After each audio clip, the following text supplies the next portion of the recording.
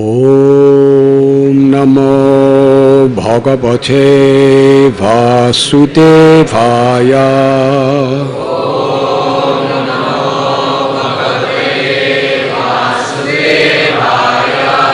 Om Namo Bhagavate Vasudevaya.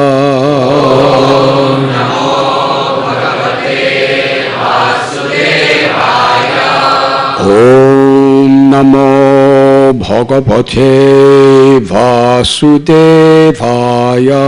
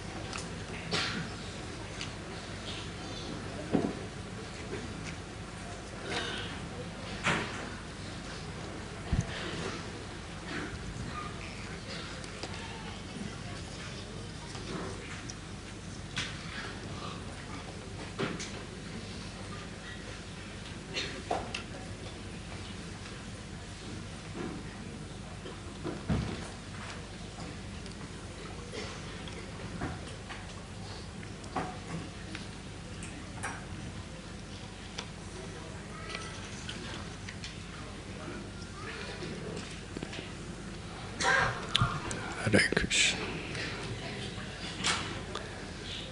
Om Gyantimidandasya Gyananjanachalakaya Chakshurum Militam Jena Tasmai Sri Gurave Namaha. Sri Chaitanya Manobhishtam Sthapitam Yena Bhutale Swayam Rupa Kadamayam Dadati Svapadantikam. Vandeham Sri Guru Sri Jutha Padakamalam Sri Guru Vaishnavanscha Sri Rupam Sagrajatam Sahagana Raghunatham Bitham Tham Sajivam Sakaitam Savadutam Harijana Sahitam Krishna Chaitanya Devam Sri Radha Krishna Padam Sahagana Lalita Sri Vishakam Vidhamscha. He Krishna Karuna Sindhu Dinabandhu Jagatpate Gopesha Gopika Kanta Radha Kanta Namostate Tapta Kanchana Gaurangi Radhe Vrindavaneshwari Vrishabhanu Sute Devi Pranamami Hari Priye. Vancha Kalpatarubhyascha Kripa Sindhubhya Evacha Patithanam Bhavanibhyo Vaishnavebhyo Namo Namaha. Sri Krishna Chaitanya Prabhu Nityananda Sri Advaita Gadadhar Shivaswati Gaura Bhakta Vrinda.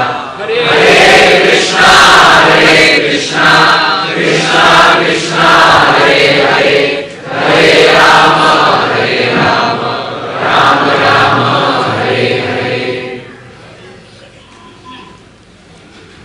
Hare Krishna.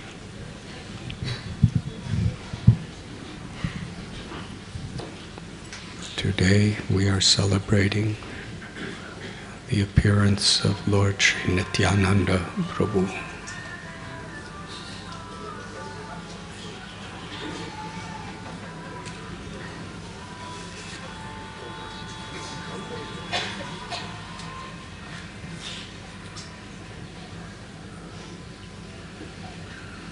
Hare Krishna.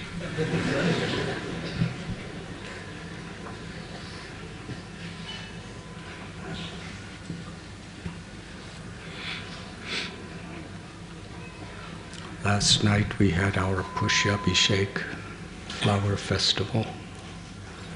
How many of you were here for that?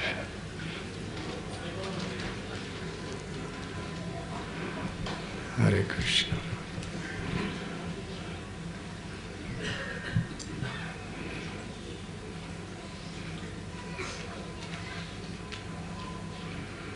Srila Narottam Das Thakur compares the lotus feet of Lord Nityananda Prabhu to the most soft, fragrant lotus flowers.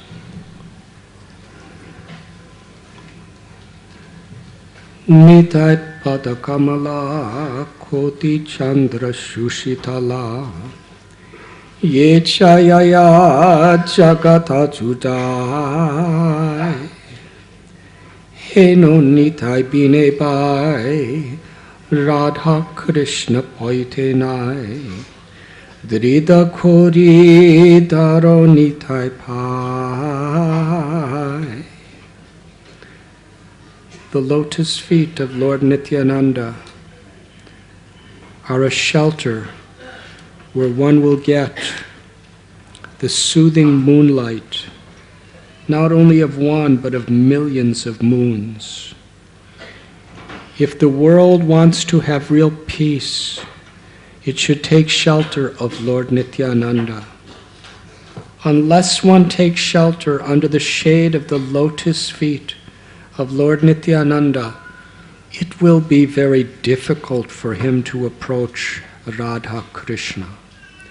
If one actually wants to enter into the dancing party of Radha Krishna, he must firmly catch hold of the lotus feet of Lord Nityananda.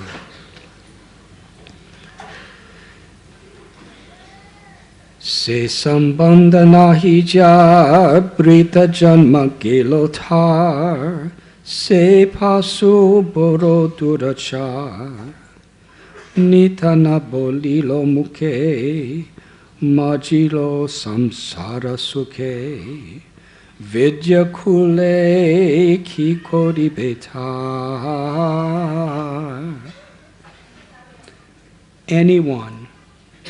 Anyone who has not established his relationship with Nityananda Prabhu is understood to have spoiled his valuable human birth. Such a human being is actually an uncontrollable animal because he never uttered the holy name of Nityananda. He has become merged in so-called material happiness. What can his useless education and family tradition do to him? Ahankari mata hoya nitai pada pasariya asatyere satya korimani nitayera karuna habe braje radha krishna pabe Dharonitai charana dukani. Being maddened after false prestige and identification with the body, one is thinking, oh, what is Nityananda? What can he do for me? I don't care. The result is that he is accepting something false to be truth. If you actually want to approach the association of Radha Krishna, you must first achieve the mercy of Lord Nityananda. When he is merciful toward you, then you will be able to approach Radha Krishna. Therefore, you should firmly grasp the lotus feet of Lord Nityananda.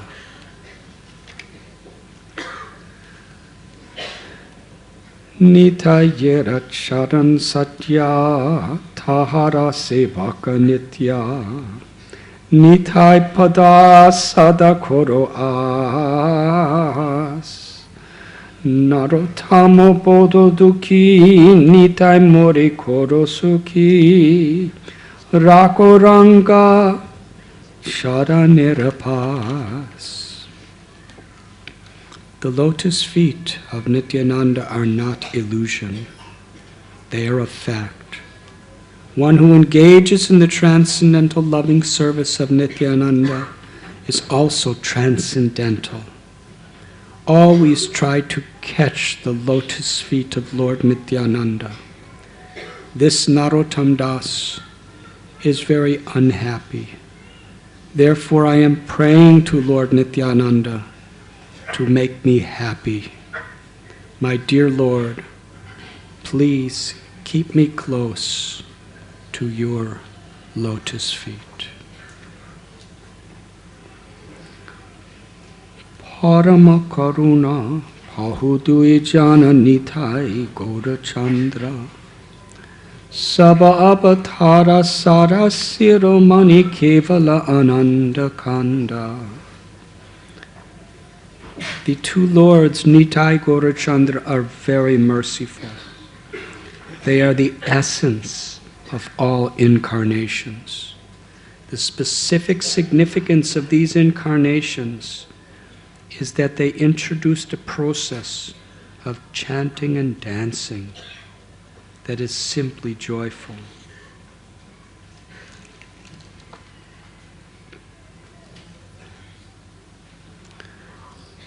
Bajo bajo boy, Chaitanya Nitai, Sudrida Vishvashakori, Vishaya Chatiya, Sera Se Majiya, Muke Bolo Hari Hari. My dear brother, I request that you just worship Lord Chaitanya and Nityananda with firm conviction and faith. If one wants to be Krishna conscious by this process, one has to give up his engagement in sense gratification. One simply has to chant Hare Krishna, Hare Krishna, Krishna Krishna, Hare Hare, Hare Ram, Ram Ram, Hare Hare, without any motive. Deko oripai tribhuvani nai, emona doyala data, pashupaki jure pasana bitare, suni chandra gunagata. My dear brother, just try and examine this.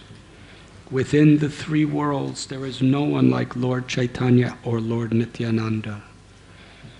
Their merciful qualities are so great that upon hearing them, even birds and beasts cry and stones melt. Samsari Majiya, Rohili Poriya, Sepadina Hiloash, Apanaka Rama Punjaye Samana, Kahoye Lochandas. But Lochandas regrets that I am entrapped by sense gratification. Since I have no attraction for the lotus feet of Lord Chaitanya and Lord Nityananda, then Yamaraj, the superintendent of death, is punishing me by not allowing me to be attracted by this movement.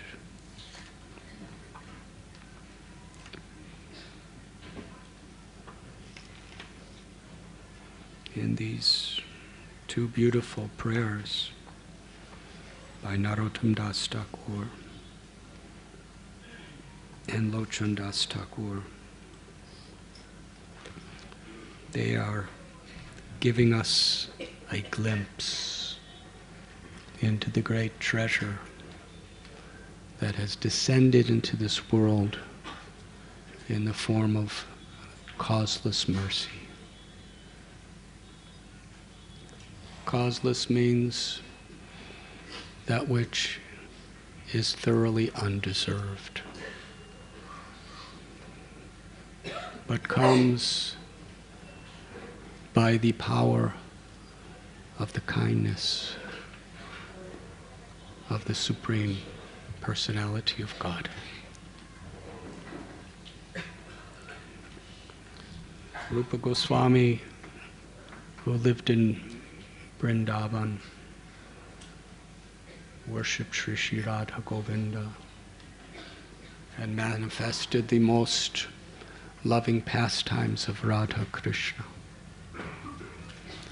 When he met Lord Chaitanya at Prayag, he prayed, Namo Mahabharanyaya Krishna Prema Pradayate.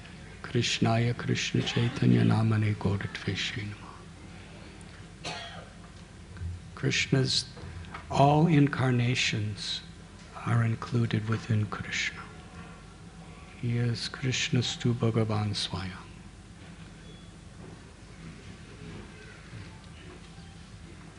But yet when Krishna appears as Lord Chaitanya, he is even more munificent, more merciful than Krishna himself. How is it that Krishna can be more merciful than himself?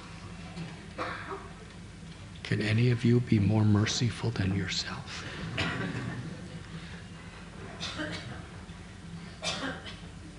Lord Chaitanya is Krishna. Krishna revealed the intimate pastimes of Vrindavan, the highest and sweetest revelations of love in the spiritual world. As Lord Chaitanya, he came to distribute that love freely within this world. He compared himself to a gardener who had limitless fruits. These were the fruits of prema bhakti, intimate, sweet love of God, according to the residents of Vrindavan. And Lord Chaitanya came to distribute these fruits of love of God to the world. And because in the Kali Yuga, virtually no one can pay the price, he's giving them freely. Just accept it. Just open your heart to accept it through these simple instructions, and I will give. Lord Chaitanya, he requested all of his devotees, please accept this fruit of love for Krishna wholeheartedly. Taste it and be happy forever. And then help me to distribute these fruits to others. Para upakar. In fact, in this section of Chaitanya Charitamrita, he especially requests the people of India to take this very seriously. Because the real wealth of love for Krishna is realized when we share it with others.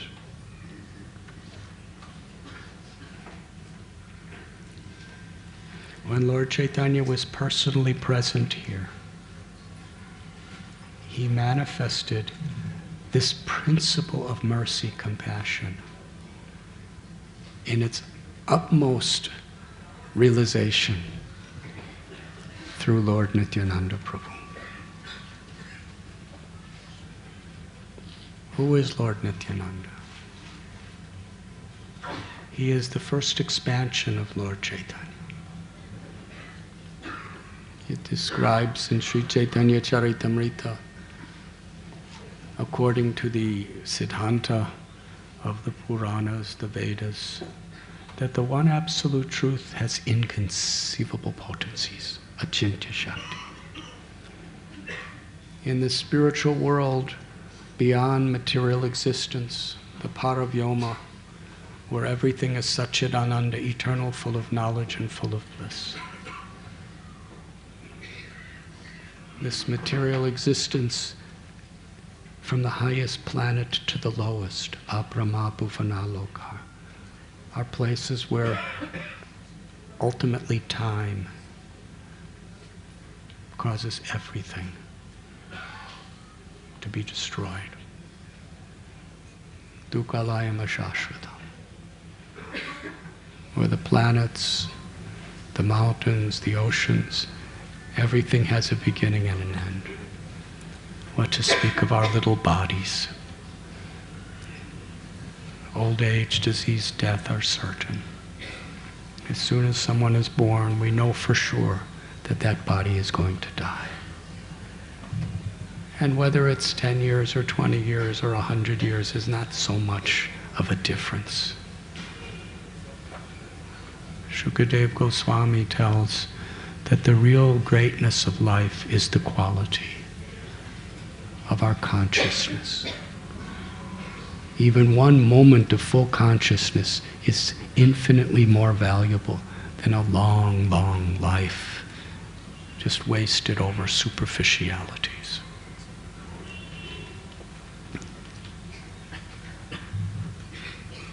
So in this spiritual world, beyond material existence is the Brahma Jyoti, the impersonal Brahman,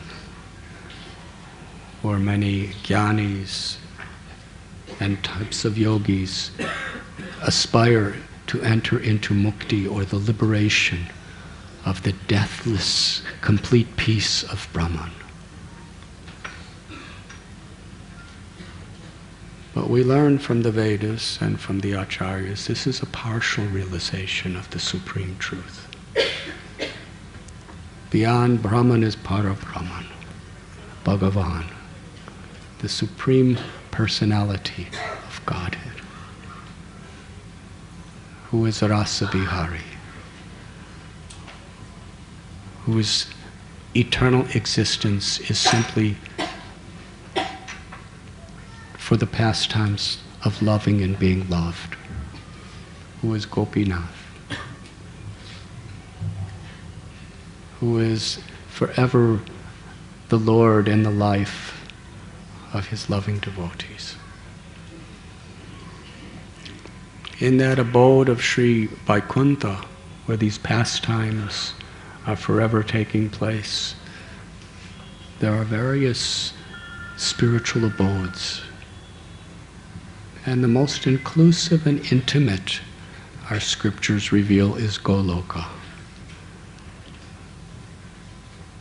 where Lakshmi, Sita, in her fullest form, is eternally performing her pastime of Sri Radha with Gopinath.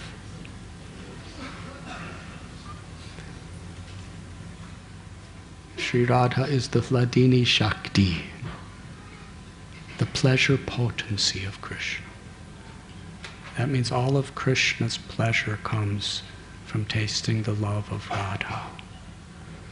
And all of Radha's love comes from tasting the sweetness and the happiness of serving Krishna.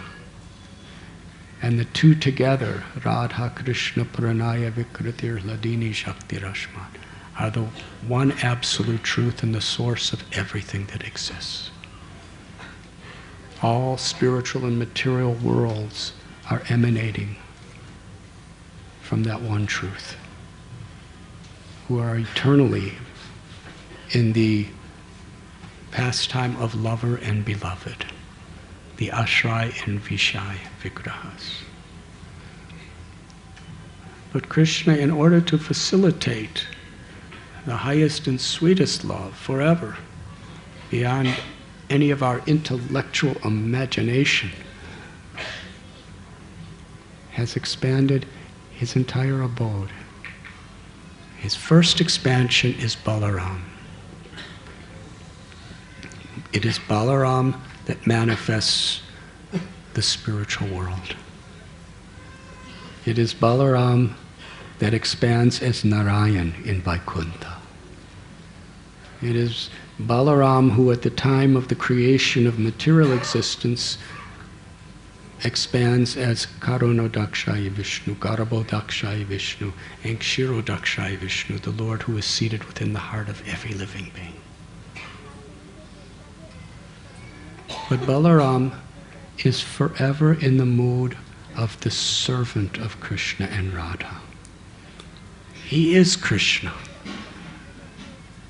but forever in the mood of a servant. And therefore Balaram is called the original guru, because this is the function of a guru. Through example, through teachings, through mercy, to teach the path of service to Krishna. Pleasure to Krishna. Balaram expands himself in every single possible way imaginable to facilitate the wonderful pastimes of Krishna and Sri Radha and all of his devotees. And when Lord Chaitanya Mahaprabhu appeared within this world in his most munificent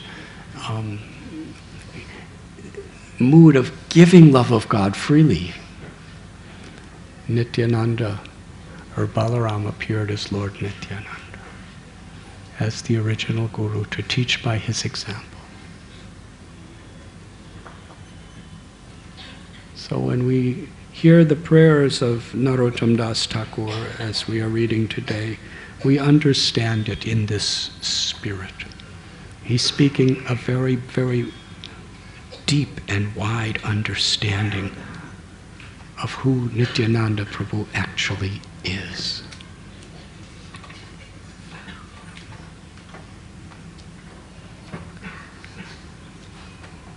Today being his appearance day, I will speak briefly about his appearance.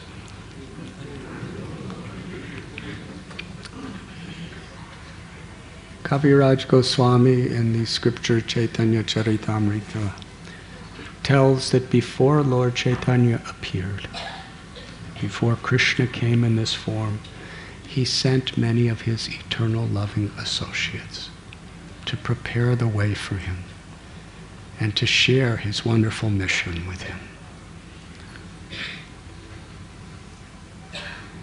There's a village in the area of Radhadesh called Ekachakra. And there was a very learned and loving-hearted Brahmin, Hadai Pandit, as well as Padmavati Devi. They were married. They yearned for a child. But for many years they had no child. It is explained that in that village of Ekachakra, long before, generations, there were so many pundits and scholars who were residing there.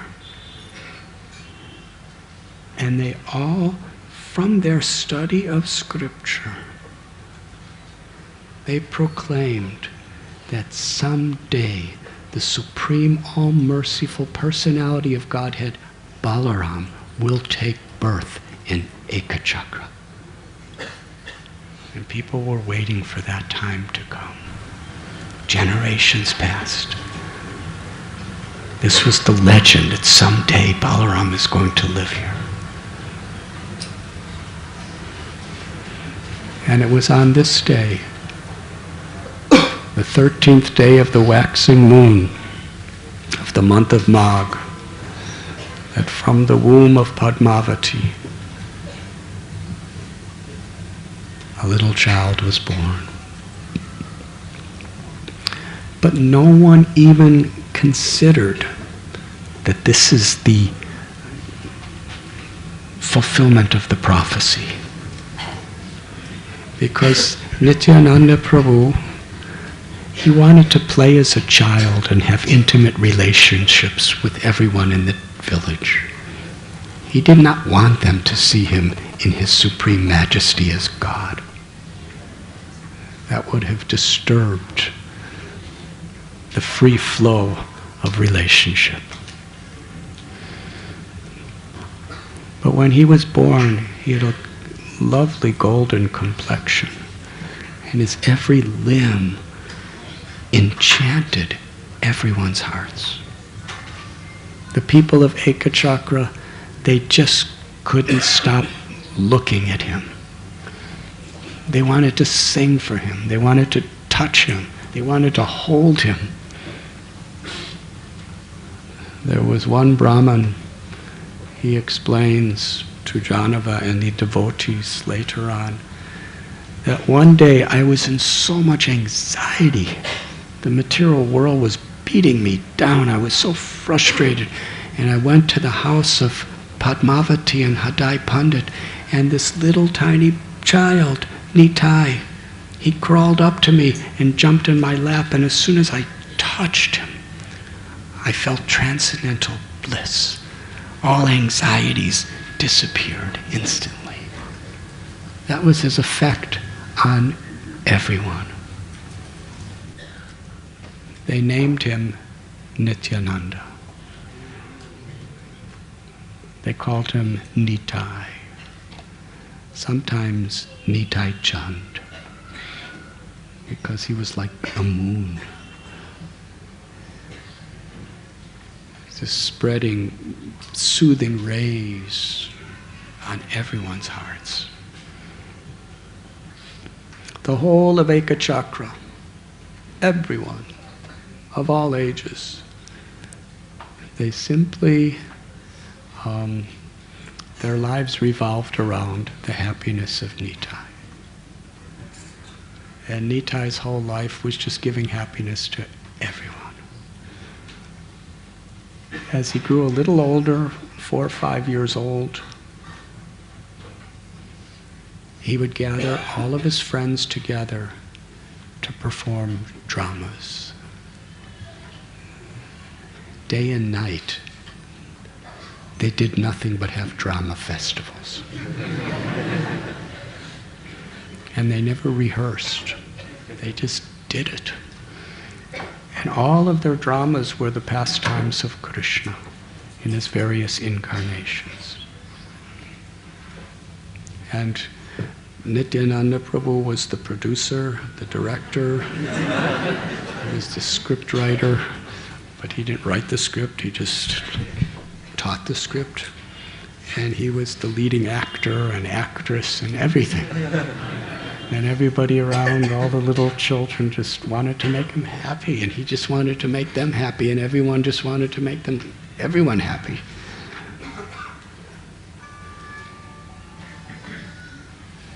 They didn't have cell phones to disturb the dramas. So it describes by Vrindavan Das Thakur just some of the dramas. They were endless. One little boy would take the role of Bhumi, Mother Earth, and she would appear in the form of a cow and pray to Brahma that there's so much exploitation and so much violence and so much greed and envy and anger in this world, save me. And then Brahma would bring another little boy would be Brahma, and they'd all go to a little place, a little lake, and they would call that the ocean of milk. They all offered Purusha Shukta prayers, and then a voice would come from behind a tree of another boy saying, I will appear as Krishna. Then they changed the scene, and they got up like at midnight. And they made a place just like Kamsa's prison house. And a little boy, and it was Devaki and Vasudeva, and Krishna appeared. And Vasudeva would take Krishna across the river Yamuna and bring him to Gokul. And one little child would play Putana, and another would play little Gopal and liberate Putana. Then there was Shakatashura and Trinavarta. And they really played these games very realistically. Nitai would bring the children into the villagers' houses to steal their butter. It's quite realistic. And then they'd run away.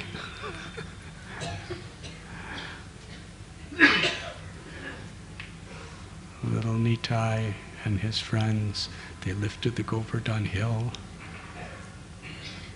Out of the leaves of trees, they made a replica of Kaliya and were dancing on him and the Nagapatnis. In this way they performed Krishna's beautiful pastimes. They had Ras Lila. And when they played the pastimes, they did it chronologically also. Of Akrura taking Krishna out of Vrindavan, Nityananda Prabhu played the role of a gopi. And even though it was just children playing these games, kind of like imitating, Nityananda was profusely crying in an inconsolable way. People were struck with wonder. He was so much feeling the pastime. He was actually manifesting these pastimes through his friends. And at the time, they were performing the Leelas of Vamana Dev and Narsingha Dev, all the different avatars. When they did Ram Leela, Nityananda told them that I'm going to be Lakshman. And he told one little child, you be Ravana, and you throw a javelin in my chest. And he gave him a lotus flower and said, throw it. So the boy was pretending to be Ravana. I am Ravana, I will kill you, Lakshman. He threw a lotus flower. And it hit Nitai in the chest, and he fell unconscious and stopped breathing. His heart stopped beating. And the boys were like really, really in anxiety, and they were trying to bring him to consciousness, and he couldn't come to consciousness. And Hadai Pandit, Padmavati, all the adults, all the parents of the children, they all came running, and they saw Nitai laying there. They were trying to do everything to revive him, but nothing was successful. They were weeping, they were crying. They didn't know what to do. It appeared he was dead. They said, what happened? What happened? And one of the little boys said, I just threw a lotus flower. How could a lotus flower have such an effect? And then one boy said, oh, I remember. Nitai told us after the lotus flower hits him that the boy playing Hanuman should bring the Ganda mud in a mountain with the herb to cure him. So then one boy said, yes, I'm supposed to be Hanuman. And he already had his script that Nitai gave him. He started running, and everybody was watching. Please save Nitai, please save. And this boy, little child, running as Hanuman, and he came to a place where there was a lake, and somebody came and said, oh, Hanuman, please eat some nice food. I can see you're hungry. And Hanuman said, I have no time to eat. I must save Lakshman. He's been hit by the javelin as Ravana. He said, no, you have some food, have some food. And he said, take a bath, please. And he insisted, and Hanuman went in the water, and then the boy assumed the form of a crocodile and started fighting with Hanuman. And Hanuman beat up the crocodile. And then other asuras started attacking Hanuman, and Hanuman defeated all of them. And then he picked up, some stones representing Gandamanda in a mountain, and he came running back, and everybody was really, really, because this was life or death. If Hanuman didn't come, Nitai was dead. And Hanuman came back, and he put some herbs in front of Nitai's nose, and Nitai sat up and smiled. And someone asked, Nitai, you're just a child. How do you know all these pastimes of Krishna and all his incarnations so perfectly? You never heard these before. And Nitai unassumingly smiled again and said, these are my pastimes. But nobody understood that he was actually revealing the truth. Because they loved him so much as a little child, they couldn't conceive that he was actually God. In this way, he spent his childhood. And his mother and father, Padmavati and Hadai Pandit, they loved him so dearly. Hadai Pandit couldn't tolerate a moment not seeing Nityananda Prabhu. He would practically bring him everywhere. If he went to do his seva, do some agricultural work in the fields, he would always be looking back at Nitai or bringing him with him. A moment without him was impossible to bear. And in the same way, Padmavati, her life and soul was just to see the beautiful moon-like face of Nitai, to give him happiness.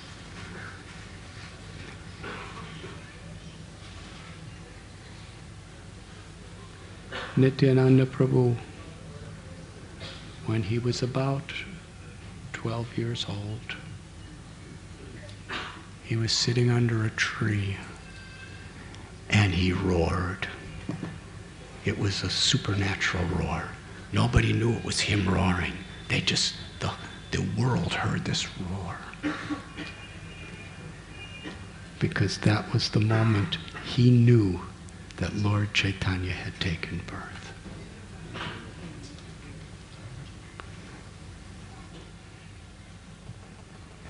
And as Lord Balaram, in his heart, he was thinking,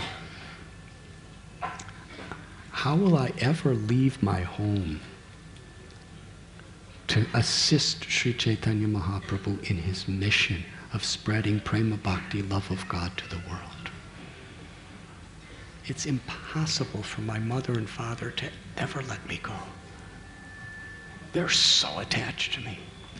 And similarly, all the people of Ekachakra, they'll never give me permission to go. But I must travel on behalf of Sri Chaitanya Mahaprabhu. So he staged a wonderful pastime.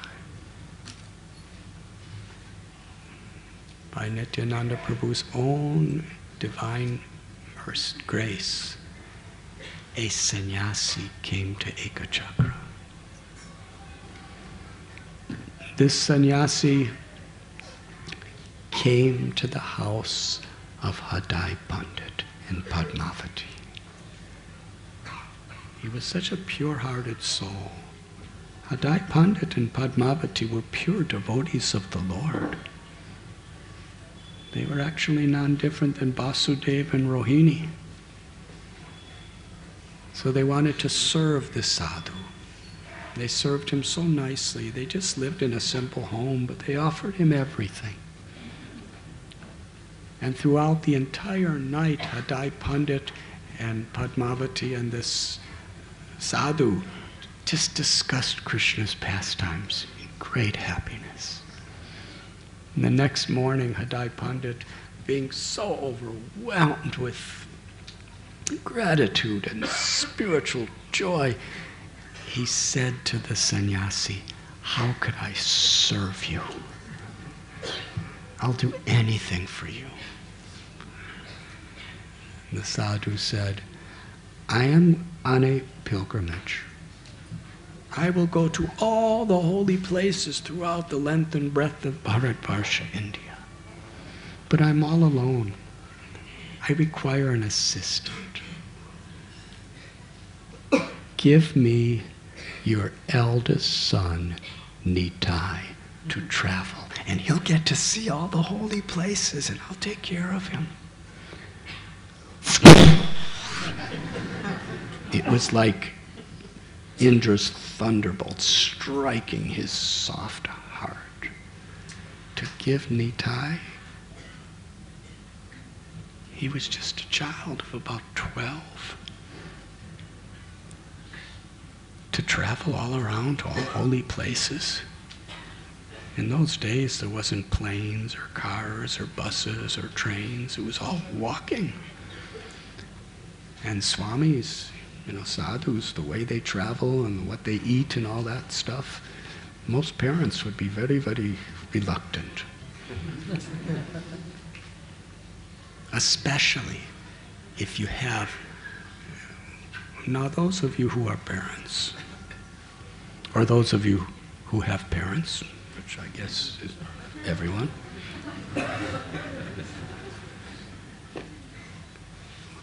what is your attachment to your favorite child? Multiply that by about 10 billion, quadrillion, trillion And that's the love and attachment that Padmavati and Hadai Pandit had for Nityananda Prabhu. Because he's Krishna. He's the all-attractive one. He wasn't just attracting their minds. He wasn't just attracting their senses as a mother and father. He was drawing out the most intimate, fullest love from their very souls, their atmas. That was their love for him. But they were considering him to be completely dependent on their motherly and fatherly love. And our Nitai,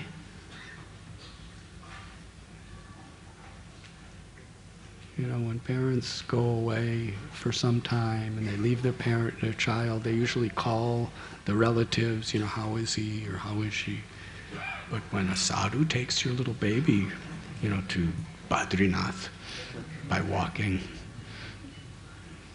Kailash, Kanyakumari, and in those days, these places were forests and jungles with wild animals, and there was no internet or phone calls to check to see he's all right. It means he's gone without any communication, perhaps forever. That's what the sadhu was asking Hadai Pandit. He was silent. He didn't know what to say. His mind was reeling. I can't give away Nitai. I can't do that. Either for me, or for Nitai, or for his mother, or for all the people of Ekachakra. I can't do it. But in those days, people had honor, especially somebody like Hadai Pandit. He was thinking, but I can't not do it, because I'm trapped. I promised this sadhu that I would serve him according to his will. And now he's given me instruction. It will be the ruination of my life if I don't. So I'm dead if I do, and I'm dead if I don't. And then he remembered Maharaj Dasarath. When Vishwamitra Muni came to Ayodhya, he asked for Ram to go to the jungle with him. Hadai Pandit understood that Dasarath was feeling the same exact thing that he's feeling now. But Dasarath, even if it meant his death, he had to give Ram to Vishwamitra. Because it is the principle of Dharma to keep your word, especially to a person of God.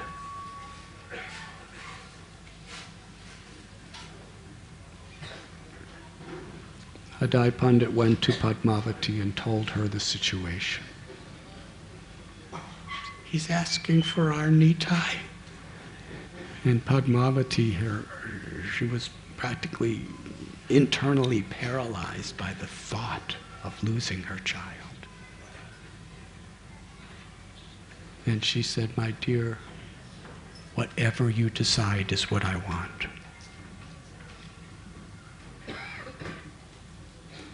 Hadai Pandit, Padmavati came before the sadhu and said, you may take our Nitai. And they said, Nitai, please go travel with the sadhu. And Nitai was completely detached. It's not he was thinking, oh, why are you sending me away from home and all my friends and all the nice prasad you make me and the nice comfortable house and all your motherly and fatherly love. Nitai just did his pranams and walked away with the sadhu. Completely detached. His parents were thinking, who is it? What is he? He's just walking away. But the sadhu gave because he knew that Padmavati and Hadai Pandit were going to be in deep despair. So he gave them a small deity of Murlidhar, Krishna. And then he left. And Nitai just, without even looking back, just went with him very blissfully. That's when it really hit them. When they walked out the door, they were gone. Hadai Pandit collapsed, unconscious. Padmavati collapsed, unconscious. All the people of Ekachakra heard about it then. The news spread. They all ran to the house and they saw Hadai Pandit, Padmavati. Whenever they did come to consciousness, all they could do was cry.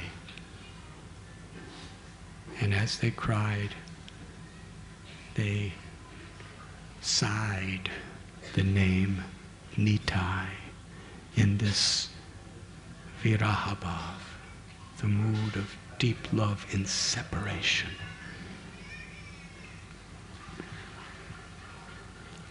The people of Ekachakra, they all had, all the adults of all the children, they all loved Nitai even more than they loved their own children.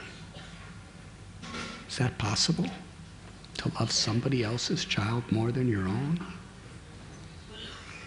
Because Nitai is the Atma. He's the source of the soul within everyone.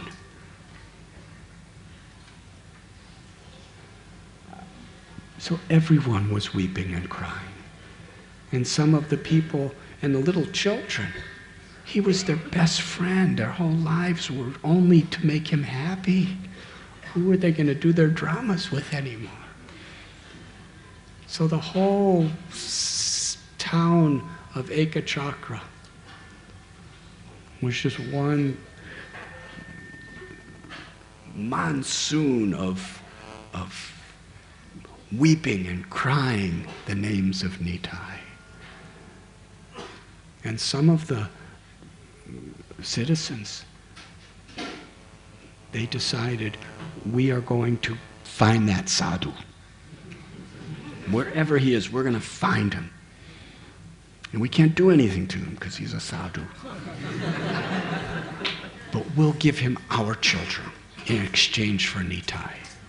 Said, yes, I'll give him my son. I'll give him all my sons. We'll give him all our sons. But just give us Nitai back.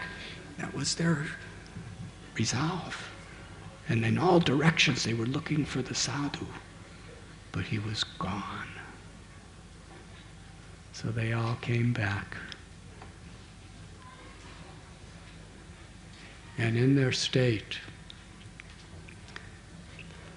the pundits and the astrologers, they met together. What just happened? And they did all of their calculations and research of the Holy Scriptures and the planets and everything else. And they came to a firm conclusion that what our forefathers and foremothers have been telling us for so many generations, that Balaram would appear in Ekachakra, he did. He was Nityananda. That was him. That was the Supreme Lord Balaram, the first expansion of Krishna. The Supreme Personality of Servitor Godhead. And none of us recognized him, and now he's gone. How they lamented.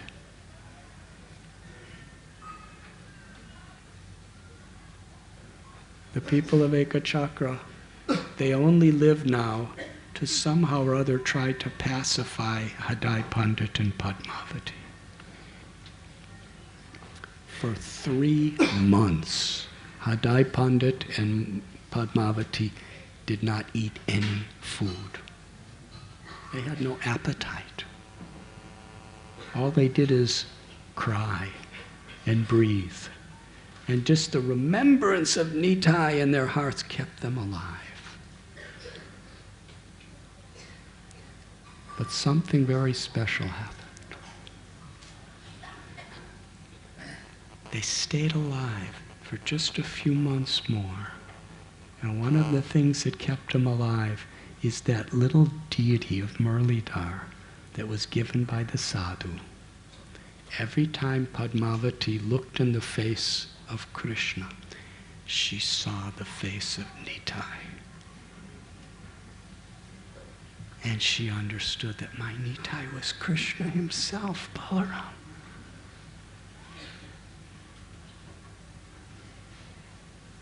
And crying out the name Nitai Chand, Hadai Pandit and Padmavati gave up their mortal bodies and returned to the spiritual world, the eternal pastimes of Nityananda Prabhu. And after that, all the people of Ekachakra basically just left because they couldn't bear looking at every place they looked, they saw where Nitai performed his various pastimes. And it was just too much to see them in separation. Meanwhile, Nityananda Prabhu blissfully went on pilgrimage. And it describes all the places that he went. Incredible. Went everywhere. He went to Ayodhya. And in Ayodhya, he was remembering his pastimes as Lakshman. And he was crying in happiness, in his service to Ram. He went to Chitrakoot and saw the place where he made his little hut for Ram to live in. And all the he was remembering all those leelas. He went to the forest where Maharaj Guha performed seva to Ram by offering him everything, and he cried in ecstasy and love for his devotee Guha. In Ayodhya, he saw his own birthplace as Lakshman and the birthplace of his beloved Ram, and all the places of their pastimes there. He went to Prayag and bathed in the confluence of the Yamuna Ganga Saraswati. He went to Mathura and Vrindavan, where he was totally immersed in the mood of a cowherd boy. And he would play with all the Brijavasi children, enacting the dramas of Krishna's life. Bathing in Yamuna and crying in ecstasy. He went to Hastinapur, where he remembered the pastimes of the Pandavas and the episodes of Mahabharata. He went to Badrik Ashram, where he was witnessing the pastimes of Narayan Rishi. He went to all the various holy places in the Himalayas, Haridwar. He went to the Gangotri, Yamunotri. He came down all the way to Kanyakumari. He went to the Malaya Hills. When he was in Jagannath Puri, he stayed for some time. And every time he would see Lord Jagannath, he would swoon in ecstasy and loudly chant the holy name. Hare Krishna, Hare Krishna, Krishna Krishna, Hare Hare, Hare Ram, Hare Ram, Ram Ram, Hare Hare. He went to Pandharpur, Kolhapur, Nasik. He came to Mumbai, even though it wasn't called Mumbai in those days. Vaipayani it was called. He traveled and was always on pilgrimage. And somewhere in the western provinces, perhaps near Udupi, he met with Madhavendra Puri. It describes, I think it was in Pandharpur, yes, where he met Lakshmipati Tirtha. That's a beautiful story, which is explained in the Bhakti Ratnakar.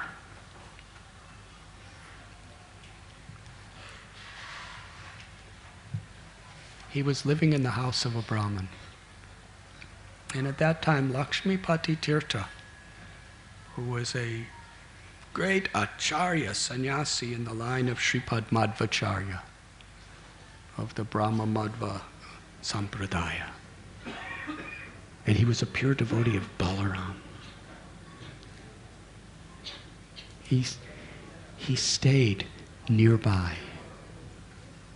And one day, in a dream, Balaram appeared to Lakshmipati Tirtha and told him, tomorrow I am going to come to you in the form of a young Brahmin, and you should give me initiation.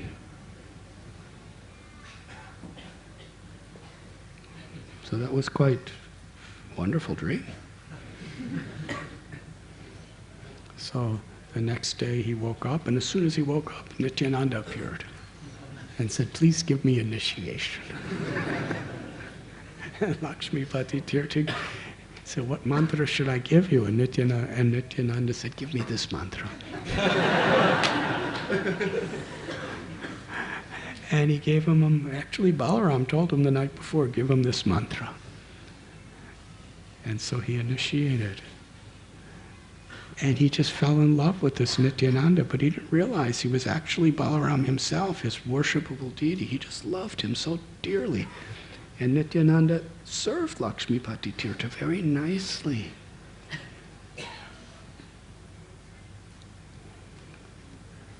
And then, in another dream, Nityananda appeared to him and manifested his form of Balaram.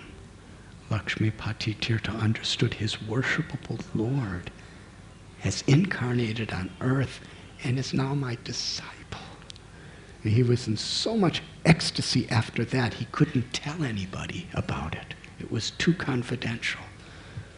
He practically didn't say anything to anyone anymore. He just left that place, constantly immersed in hearing and chanting and remembering Lord Nityananda Balaram, and soon passed from the world. During his tour, Nityananda Prabhu met with Madhavendra Puri. Madhavendra Puri was on a pilgrimage with Brahmananda Puri and Ishwara Puri and so many of his disciples. And it's described that Madhavendra Puri was traveling so many places, but there were practically no true lovers of Krishna anywhere. And for him, that was the only real association he was seeking, of someone who loved Krishna like him. And when he came across Nityananda Prabhu, as soon as they saw each other, they saw the ecstasies of love that was the only true purpose of living within this world. They embraced. And the other devotees were struck with wonder.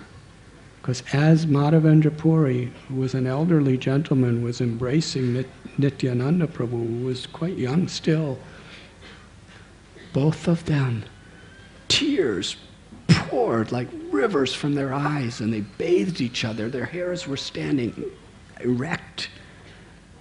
Their limbs were trembling. Their voices were so choked up, all they could do was say, Krishna, Krishna, Krishna. And they both, in each other's embrace, fell to the ground unconscious. And everybody around, seeing the love that these two people had for each other, all the devotees were falling unconscious and crying. And then they saw Nityananda and Madhavendra Puri get up, and all they could do was speak like that. Madhavendra Puri couldn't even speak, actually. Nityananda Prabhu said, I have traveled to all the holy places everywhere, and now I have found the true holy place, the heart of Madhavendra Puri, where love of Krishna is truly dwelling. Krishna is within your heart. You are the source of all holy places.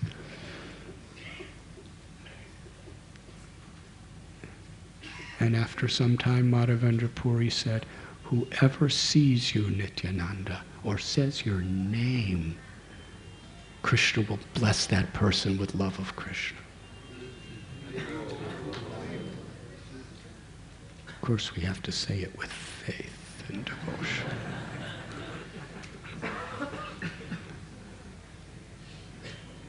in this way, they spent many days together, and they traveled from place to place. And Nityananda Prabhu accepted Madhavendra Puri as his primary guru or spiritual master.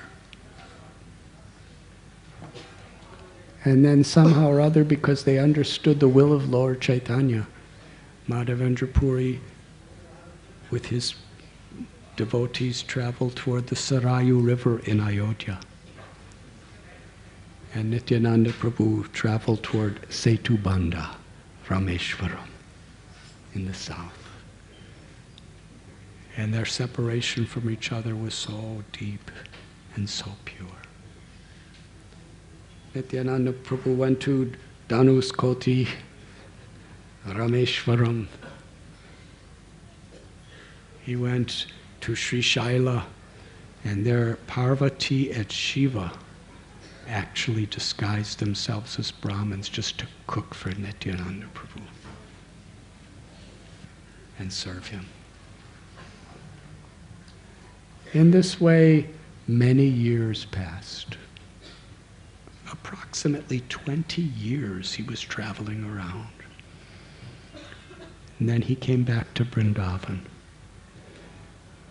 And in a place called Shringarstali, or Nityananda Bhat, he resided, just waiting for his beloved Lord Gauranga Mahaprabhu to manifest his opulence of the Sankirtan movement. For the years he was traveling, for many of them, Lord Chaitanya was in his role of Nimai Pandit. And then he went to Gaya, where he met Shripad Ishwara Puri.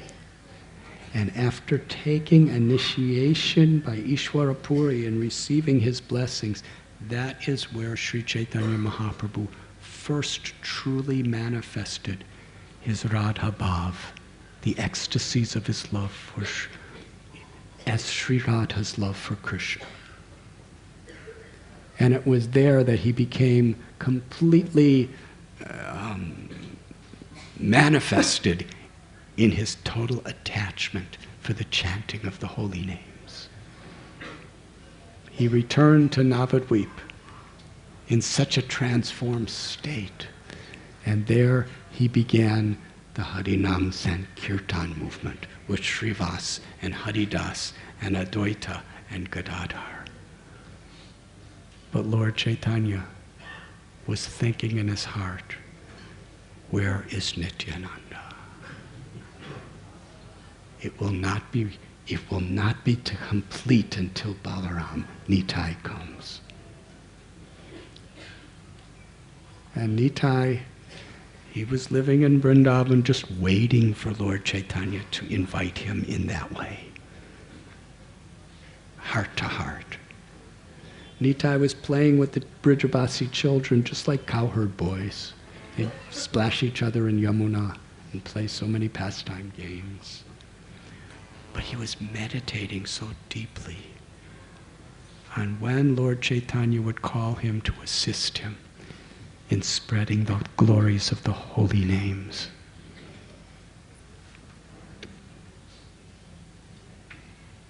And when Lord Chaitanya's will awakened in his heart, Nitai left Vrindavan.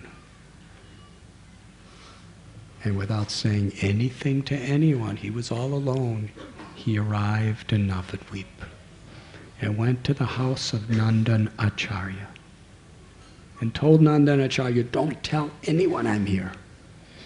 When Nandan Acharya saw Nityananda Prabhu, his love, his devotion, his compassion, Nandan Acharya worshipped him and kept him secretly in his house.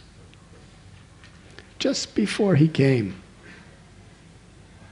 Lord Chaitanya sat with his devotees and said, very soon a very great personality will come to Navadvip. And everyone was wondering, who's coming? Then one day, Lord Chaitanya was with all his devotees in the morning He said, last night I had a dream. In my dream, in front of my house, Sachi Devi's house, there was a chariot. Not an ordinary chariot. It was a chariot that could take a person out from the material world to the spiritual world. And the chariot had a flag with a palm tree. And on the chariot, there was the most beautiful, wonderful personality. He had a golden complexion. His eyes were like lotus flowers, but they appeared to be in an intoxicated state of ecstasy. He held a plow and a club. He was wearing very opulent blue garments and a turban. And in his left ear, he had an earring. He was swaying to and fro, repeating the same sentence. Is this the house of Nimai Pandit? Is this the house of Nimai Pandit? And I came before this personality. And I said, who are you? And that person looked at me and said, I am your brother. And soon we will get to know each other. Then Lord Chaitanya went into a complete state of ecstasy. He said, this is Lord Balaram. And then Lord Chaitanya got on Vishnu's throne and cried out to Srivas, bring me Varuna, bring me Varuna. Varuna is a celestial beverage that makes you very ecstatic. So Srivas brought Lord Chaitanya a glass of Ganga water and said, this is Varuna, this is Varuni. And Lord Chaitanya drank it and started roaring. And he went into the mood of Balaram. He was so absorbed. Then he told the devotees, Haridas Thakur and Srivas, this personality, this glorious personality has come to Navadvip. Go find him and bring him here. So taking that order as their life and soul, they started traveling around Navadvip everywhere. For 9 hours they were searching. And Haridas Thakur and Srivas, they are not ordinary people. Narada Muni and Brahma. When they go searching, it's quite thorough. And they came back after 9 hours to report to Lord Chaitanya. We went to the house of all the Brahmins, we went to the house of all the Vaishnavas, we went to every other house, we went to the bathing ghats, we went to all of the different shops. We went everywhere in the whole of Navadvip, and we couldn't find this personality. Lord Chaitanya smiled. And he said, he was thinking, Nitai is very secret. He's not easy to find. And then he said to his associates, come with me. And Lord Chaitanya immediately walked right to the house of Nandanacharya. And when Lord Chaitanya and his associates came there, they saw Nityananda Prabhu at the house. And he was sitting in a trance of ecstasy, waiting for Lord Chaitanya to come. And then Lord Nityananda, first, Lord Chaitanya bowed down to Nityananda along with all of the devotees. And Nitai was in so much transcendental bliss, he just looked at Lord Chaitanya and couldn't move.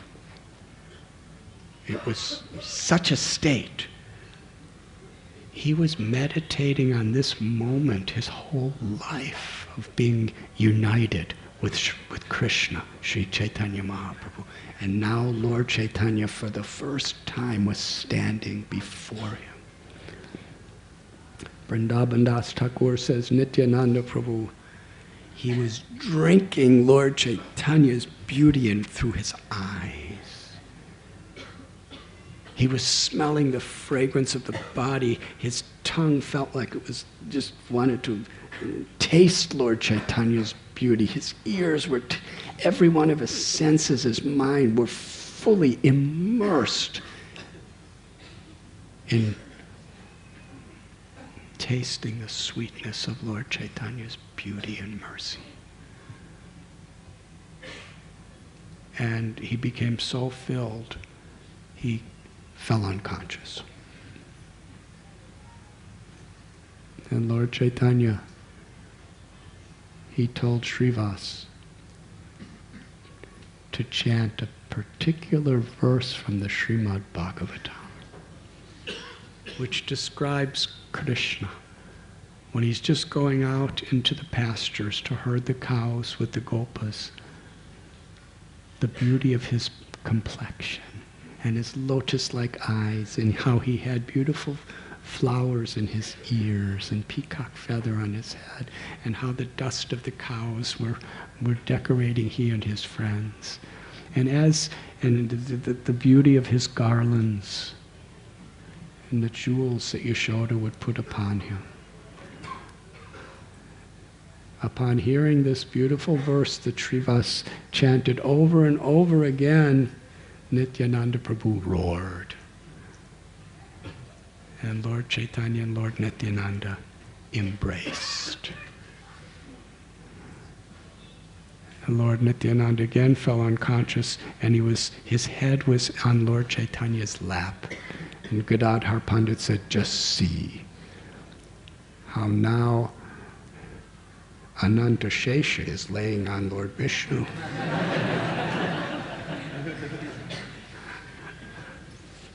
By this love, Ananta Shesha has been humbled. This was the first meeting of Lord Chaitanya and Lord Nityananda. They bathed each other with the tears of their affection. And Nityananda Prabhu was asked by Lord Chaitanya, where are you coming from? And he said, for so many years I went to all the holy places, and wherever I went, I was looking for Krishna, but Krishna wasn't there. Krishna wasn't in any of the temples. I was searching and searching and searching here and there and everywhere in all of these most holy places, but I couldn't find Krishna. And then someone told me that Krishna's living in Navadvip. You should go to Navadvip. There the pastimes of Vrindavan are taking place in the Harinam Sankirtan movement. So I came here, and now I have found you. The very fruit and purpose of all of my years of pilgrimage has finally come to be in seeing you.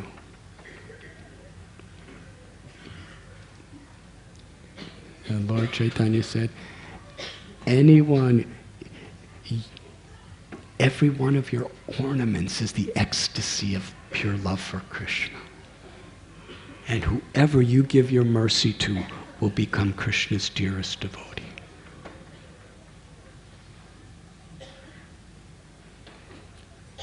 Then Lord Chaitanya said to Nityananda Prabhu, tomorrow is Guru Purnima, the day when we worship Vyas. Where would you like to have this ceremony? And Nityananda Prabhu took the hand of Srivas and said, let us do it at this Brahman's house. Lord Chaitanya said to Srivas, this is a big responsibility for you. And Srivas said, I already have all the ingredients, I just have to get the book with the rituals. So they went to Srivas's house, and there in Srivas Angam, Sri Chaitanya Mahaprabhu inspired the devotees to begin Sankirtan. For the first time in this manifested Leela, Lord Chaitanya and Lord Nityananda danced together.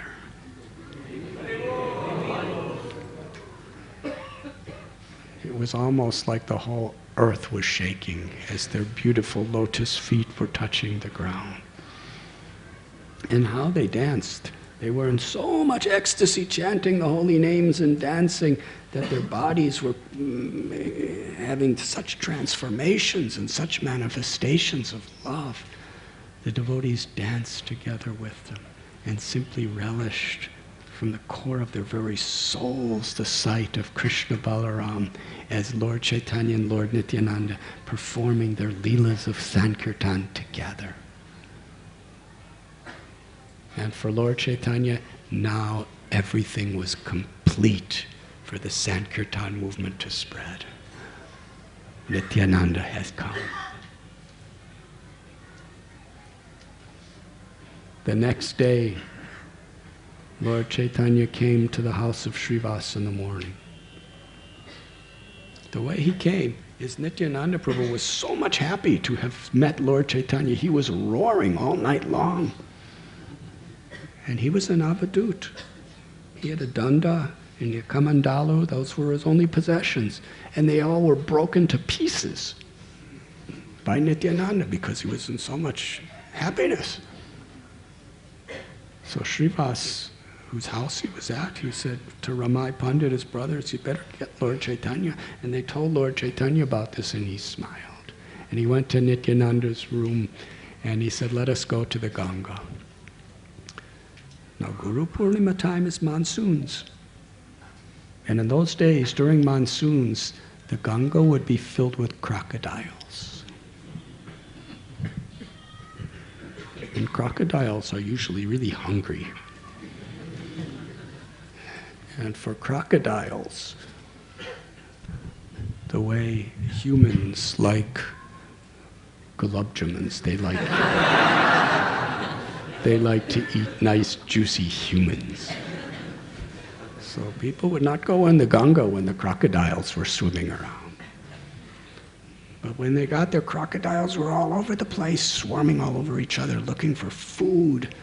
And Nityananda saw the crocodiles and jumped right in and started playing with them. And the crocodiles didn't know what to do. And Nityananda was swimming after them and grabbing their tails and just jump. And all the devotees were, Nitai, Nitai, come. And they didn't know what to do. They couldn't get him to come back. He was just so absorbed in playing with crocodiles. And the devotee said to Lord Chaitanya, please do something. And Lord Chaitanya said, Nitai, come. And immediately Nitai came. Because Nityananda Prabhu was always totally obedient to the will of Sri Chaitanya Maharaj. In the mood of the servant of the servant of the servant. And they went to perform the Vyas Puja. And at a certain time, because Nityananda Prabhu was like the guru for all of them, he was the senior most, it was time for him to offer the garland to Vedavyas, which is like the culmination of all the rituals and all the mantras and all the tantras and yantras and everything else. And Srivas said, give the garland to Vyasadeva. And Nityananda stood there with the garland in his hand. And Srivas said, give the garland to Vyasadeva. Lord Nityananda was holding the garland. Srivas said, give the garland to Vyasadeva. Finally, Srivas went to Lord Chaitanya. He said, he's not giving the garland to Vyasadeva. So Lord Chaitanya said, give the garland to Vyasadeva. And Nityananda turned and put the garland on Lord Chaitanya. And at that point, Lord Chaitanya revealed his six-armed form, the Sadbhuja, to Nityananda Prabhu. And upon seeing that, Nityananda Prabhu fainted. And then he came to consciousness, and the two brothers danced and invoked everyone to dance and chant with great joy.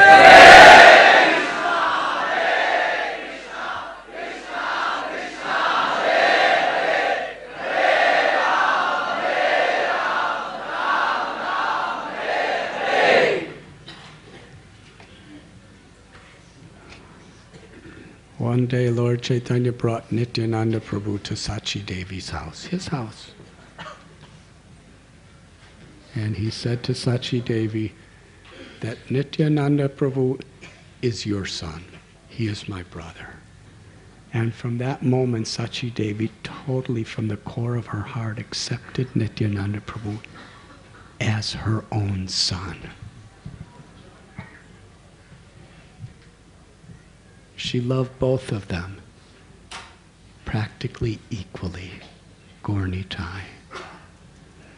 But one morning, Sachi told Gauranga about a dream she had. She said, it's really a mystically strange dream. And Sri Gauranga said, please tell me. She said, I saw you and Nityananda Prabhu, and you were both in the form of 5-year-old children. And you went on my altar where the deities of Krishna Balaram are. And you took the deity of Balaram, and Nityananda took the deity of Krishna. And you both took Krishna Balaram off the altar. And Krishna and Balaram were very angry because you were taking him off the altar. And Krishna said, who are you? This is my house. This is my altar. This is my sandesh. All the wonderful food that Sachi Devi's cooking is for us. Who are you to be trying to eat them? Krishna said.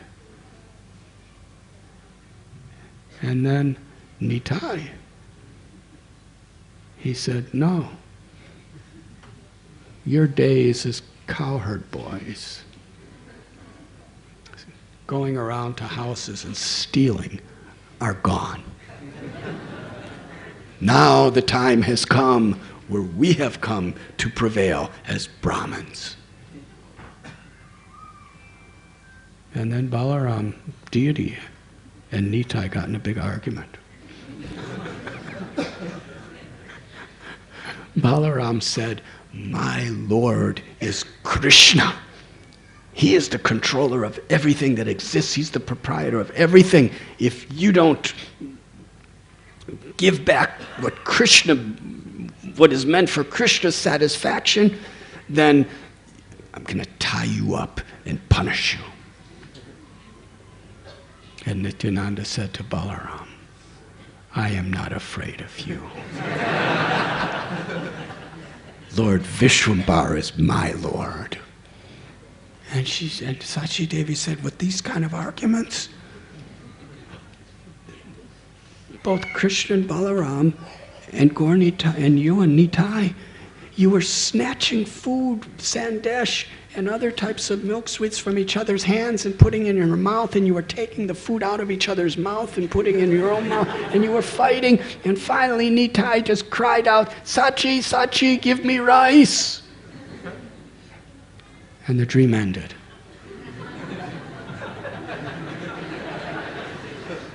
She said, what does this mean? And Lord Chaitanya said, this is a very auspicious dream. Please do not tell anyone about this dream. But I think we should invite Nityananda over for prasad today. Should I continue? Thank you. So Lord Chaitanya went to Srivas Thakur's house where Nityananda Prabhu was residing, and he said, Sachi Devi's calling you for lunch today. And Nitai was very happy. And Lord Chaitanya said to Nityananda, but if you're coming to my mother's house, please behave yourself properly. Don't do any of your mischief. And Nityananda Prabhu said, I never do mischief. I always behave. But because you're so mischievous, you're seeing mischief on me. And they both laughed. And they came to Sachi's house. And Sachi was so happy, she sat them down for prasad, along with Gadadhar and some other devotees. And they both sat, and Sachi Devi came from the place where she cooked with plates. And she gave one to Nityananda Prabhu and one to Chaitanya Mahaprabhu. And they were eating very happily. And she went into the kitchen to get more. And when she came out, she went to serve them. And she saw Lord Chaitanya and Lord Nityananda. They were not there. It didn't seem like. Instead, there were two little 5-year-old children. One had a white complexion and one has a blue complexion. And they both had 4 arms, holding the symbols of Vishnu and Balaram. And when she saw this, she was struck with wonder. Then she looked on this one little blue-colored boy who was just 5 years old, smiling. And she saw on his chest was Vishnu Priya. On his chest. When she saw this, she was in such an ecstasy of motherly love, she fell unconscious. But she was holding all these preparations. So all the preparations fell on the ground and made a crash, and they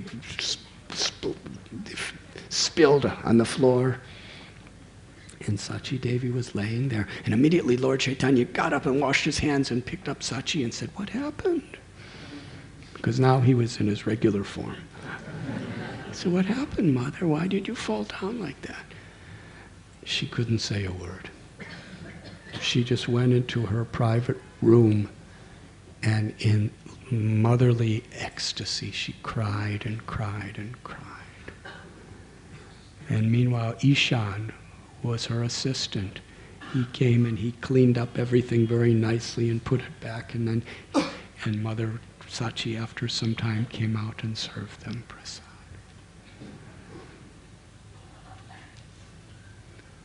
In this way, they lived together in the association of devotees.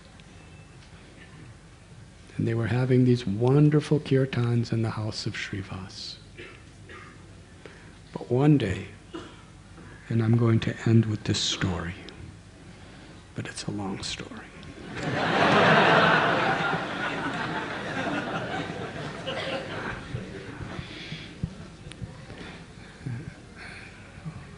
Because we're actually out of time. So I'll make it short. I'll try.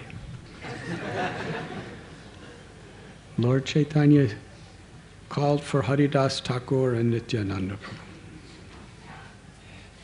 and told them, listen, listen, Haridas Ditai. This is my order to you. Go everywhere, to everyone. Don't consider who is fit or unfit, and give them this one instruction. Chant the names of Krishna. Remember Krishna. Serve Krishna and share Krishna with others. Krishna's your mother. Krishna's your father. Krishna's your true wealth. Krishna's your very life and soul. Take the name of Krishna.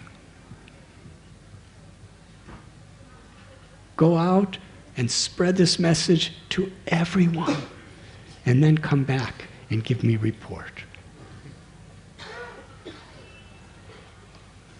Lord Nityananda, he saw Krishna as Sri Chaitanya Mahaprabhu himself.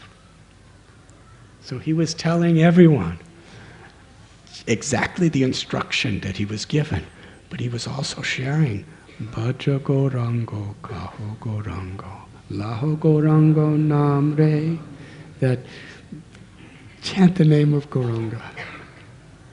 Worship Gauranga. And if you do so, you will become my life and soul. So here is Nityananda Balaram and Brahma Haridas. And they're going house to house, store to store, marketplace to marketplace, bathing ghat to bathing ghat, field to field, everywhere. Where anybody they met, they would share this message. Like beggars. We beg from you, just take Krishna's names. Worship Krishna. And share Krishna with others. That's all we ask. And many of the pious people, their lives were transformed. And that's all they could do, is yes, yes. Just to please Haridas and Nityananda Prabhu, they would start to chant. And anyone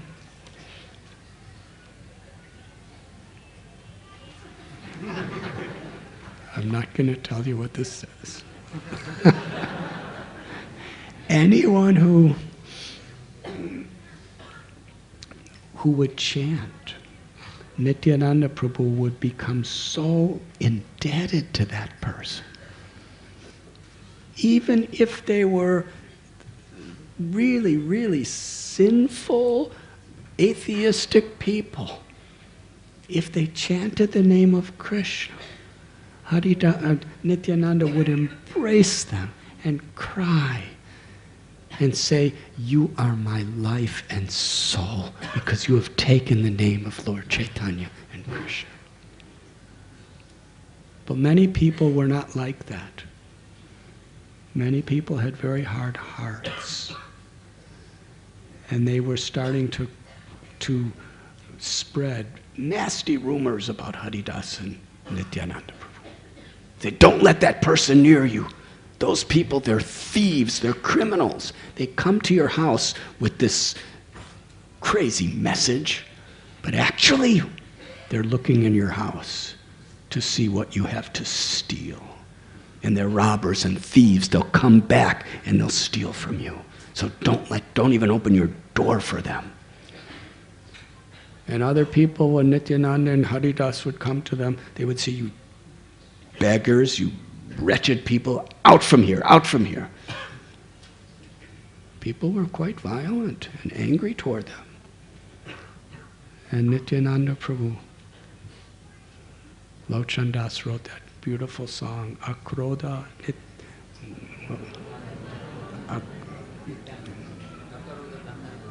Paramananda Nityananda Ram. Nityananda never got angry. He tolerated all this abuse and criticism and blasphemy. And with folded hands and tears of compassion, he would bow down to these people. Say, I don't mind what you said. Just take the name of Krishna and be happy. Sometimes, like a golden mountain, he would roll in the dust of the feet of these angry, sinful people, just begging them to take the name of Krishna and be happy. That was Nityananda's Leela.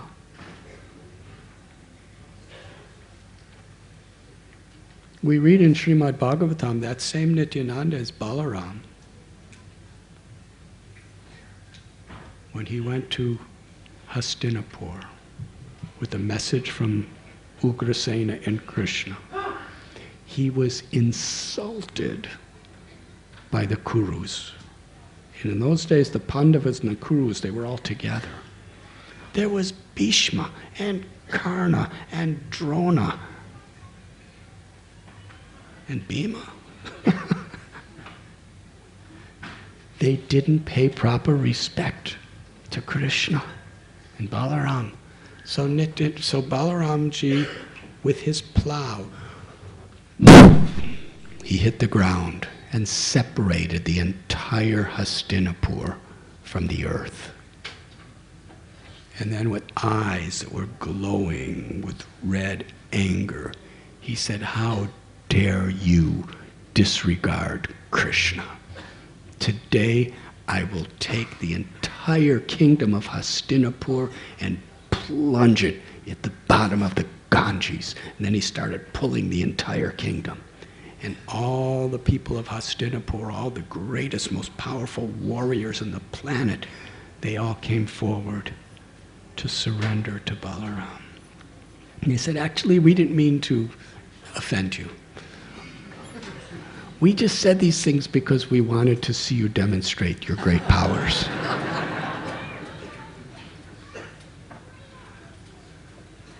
And Romaharshan Sutta, he was the direct disciple of Vyasadeva, but he was proud, he had arrogance. Instead of being humble, he was arrogant. And when all the sages of Naimisharanya stood up to greet Balaram, Romaharshan Sutta just sat on the Vyasasana, just didn't get up. Balaram understood his heart, that he's arrogant. Therefore, he has no qualification. And he spoke very angry. He said, although you are directly a favorite student and disciple of the great saint Vyasadeva, the compiler of all Vedas,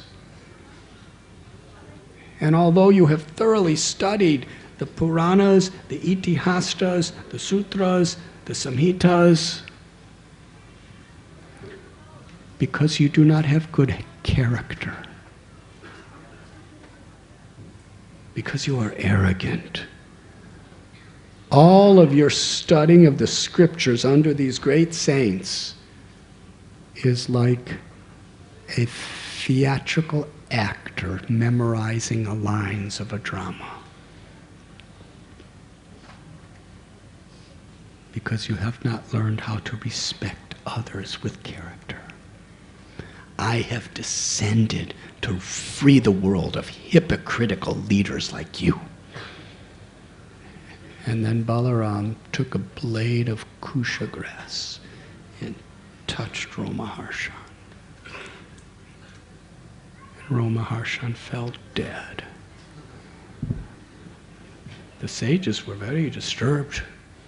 They said, Balaram, we know you're the Supreme Personality of Godhead. We know you're the brother of Krishna and you're on pilgrimage and we know your power and greatness, but we're all sages and rishis, and we just gave a blessing to him before he began his speech, his pravachan, that he would live a long life. And Balaram said, then I will bring him back to life. He said, no, don't do that. Just go on pilgrimage. And Balvala. So, this is Nityananda Prabhu Balaram. He's Ananta Shesha. All the universe are being balanced on his hoods. He's the source of Mahavishnu, who simply with one inhalation destroys the whole cosmic manifestation. And that same Balaram, even when he's being abused and insulted, and people throwing things at him, with folded palms and tears of compassion, he's falling and bowing down and rolling in the dust of the feet of those people, begging them, please chant the names of Krishna and be happy.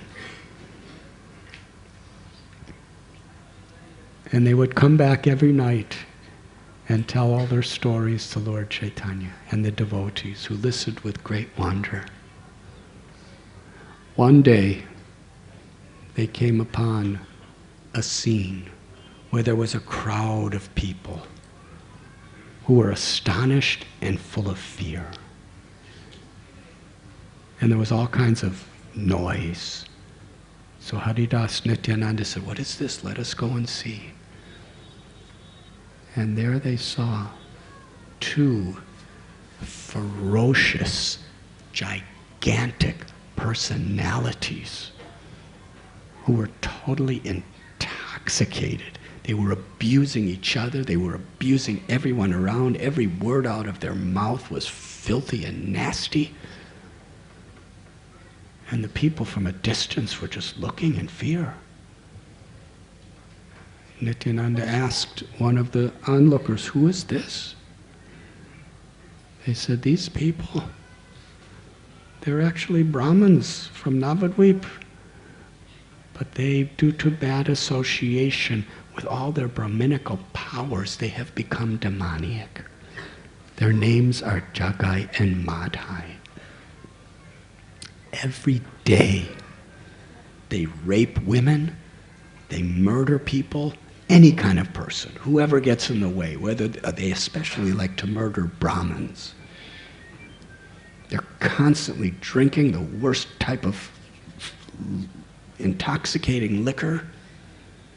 They kill cows with their own hands, drink their blood, cook their meat and eat it. There's not a sin they don't commit."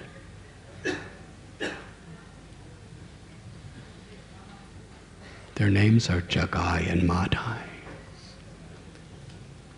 Nityananda Prabhu was feeling very sad for them and for all the people that they caused suffering to. But he said to Haridas that we are going everywhere on behalf of Lord Chaitanya, who is Patita Pavana, the deliverer of the most fallen. But most people don't take us serious. They make fun of us. They ridicule us. And most people don't even take Lord Chaitanya serious with all the mercy that he's giving. But if we can get this Jagai and Madhai to become pure devotees, compassionate lovers of God, intoxicated with the name of Krishna, then everyone will understand the glories of our Lord Gauranga. And Haridas smiled. And he said to Nityananda, just because you have decided to give mercy to them, they are already delivered. And then they came from the crowd and walked toward Jagai and Madhai. The people of the crowd were shocked. They were screaming out, "No, no, what are you doing? You don't go up to these, you don't approach these people, they will kill you. They will torture you. Get back here, but you people are fools." And Nityananda and Haridas just smiled and walked. Nitai gave the message to Jagai and Madhai. My dear brothers, chant the names of Krishna, worship Krishna, serve Krishna, and share the message of Krishna. Krishna is your mother, your father. Krishna is your real wealth. Krishna is your life and soul. Chant the holy names.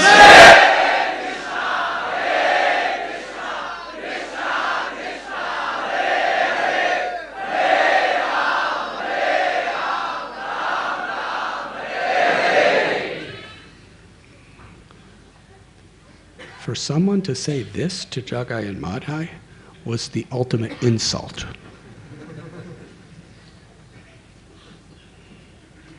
Jagai and Madhai were furious.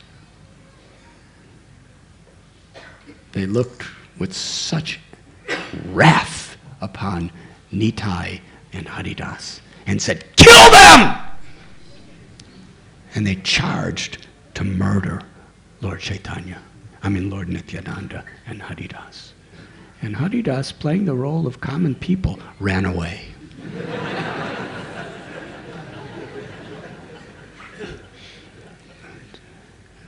Jagai Madhai ran after them. And the people who were standing around were terrified by this. The envious people were saying, they deserve to die. We told them not to do it, and they did it anyway. Who got crazy people telling Jagai and Madhai to chant Krishna's names? It's suicide. Now they will die.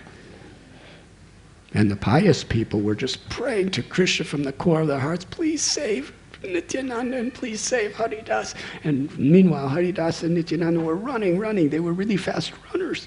And Jagai and Madhai was running with all of their strength to catch him and kill them. And they were crying out, catch them, catch them. And Jagai and Madhai would say, come back here. Come back here. Jagai and Madhai are demanding you to come. We want to speak to you. And Haridas, Nitai running.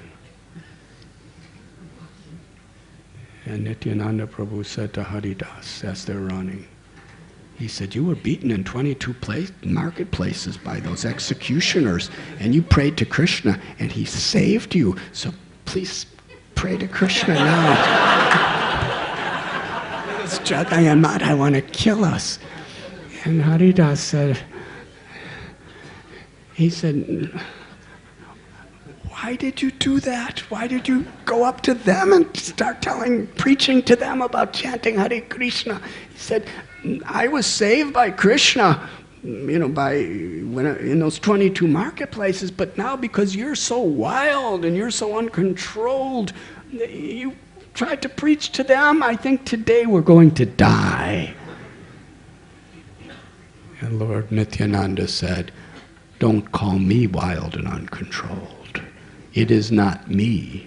It is the Master who gave us the order. He said, you're Lord Gauranga. Who is he? Never has the world seen anybody like this. He's a Brahmin, but he's taking the role of a great king, giving ultimate orders. And no king has ever given such an order like this. Go to everyone, the most qualified or least qualified, no discrimination, and tell them to chant the holy names. It is your Lord who is responsible. It is he that is very restless. And Haridas Thakur laughed, and Nityananda Prabhu laughed. They were just joking as they were running. And Jagai and Madhai, because of the stuff they were eating and drinking, even though they were extremely strong, they were powerful. They couldn't catch up. And ultimately, they had to beat somebody. So when they couldn't catch Lord Nityananda and Haridas, they started punching each other and scratching each other and kicking each other and pulling each other's hair and cursing each other, just to get their anger out. Now please understand, Jagai and Madhai, it's not like in the dramas we put in our Hare Krishna temples where everyone laughs at them when they come out. They were really scary people. Jagai and Madhai had all the power and evil anger as Hiranyakashipu, Hiranyaksha, Ravana, Kumbhakarna. Would you laugh at him if he came on stage? Shishupal Dantavakra. Those two brothers came again as Jagai and Madhai with all their powers and their wrath and their envy and more.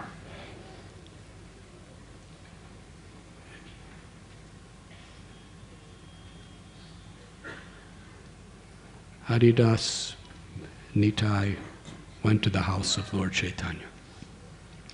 Lord Chaitanya is sitting with Advaita and Gadadhar and all the devotees, Srivas, and they gave their report. And when Lord Chaitanya heard about this Jagai and Madhai, they wanted to kill Nityananda and Haridas. He asked Srivas and Gangadas Pandit, who are they? Said, these people are they're the terrorists that are causing such fear in everyone in Navadvip. Their favorite pastime is to burn people's houses down and just destroy them. His Holiness Jai Patak Maharaj writes in one of his books, we heard it the other day in class, that Jagai and Madhai were Brahmins, so they knew how to study scripture. But you know how they studied scripture? They would read about all, like the 5th canto of the hellish planets, and what kind of hellish sufferings await people who do terrible sins. They would study Manu Samhita, they would study Srimad Bhagavatam, they would study all these scriptures, whatever, and find out what sins were punishable. And it was like a checklist. Every day they wanted to commit every possible sin there was, just to defy the scriptures and defy God. Hare Krishna. They committed every possible offense except one. No devotees ever went near them. And they were so busy with so many crazy things, they never associated with Vaishnavas. So the only offense they never committed was Vaishnava aparad, up until they met Haridas and Lord Nityananda. So Lord Chaitanya, when he heard they went to kill him, his devotees, he was astounded.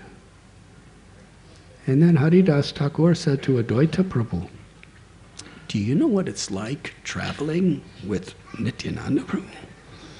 Very difficult. He's always getting me in trouble.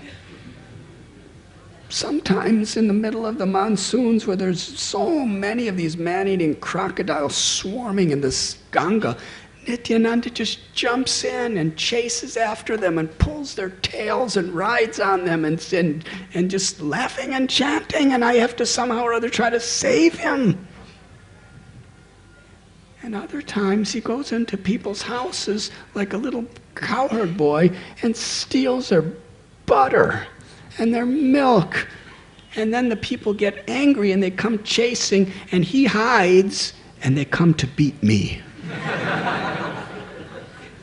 Other times he goes to somebody's cow and milks them and drinks the milk, and then they come chasing the farmers and the cowherd men come out and I'm there. And he's gone, and they come to beat me and punish me. And sometimes he just goes up to a young girl and says, will you marry me? And she runs home and tells her parents, and the parents come charging out, and Nityananda's gone, and they come to beat me. This is what it's like every day. And today, he went and started preaching to Jagai and Madai, and we had to run away. We were this far from being killed. They were so intoxicated with envy and greed and anger and hate. And Advaitacharya started to laugh. He roared. He said, Haridas, this is not uncommon or surprising, because drunken people like to be with other drunken people. Nityananda Prabhu is drunk with ecstatic love for Krishna, so naturally he wants to be with other drunken people like Jagai and Madai. But because he has chosen to give his mercy, he said, you will see. Within a few days, Jagai and Madai will be in our kirtan together, chanting the holy.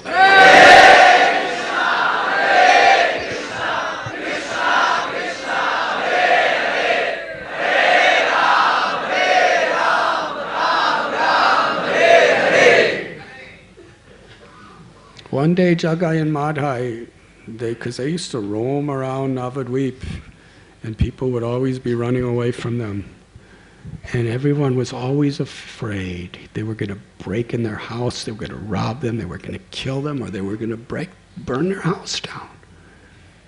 And you see, the police couldn't stop them because they had more power than the police. They kind of controlled the law enforcement.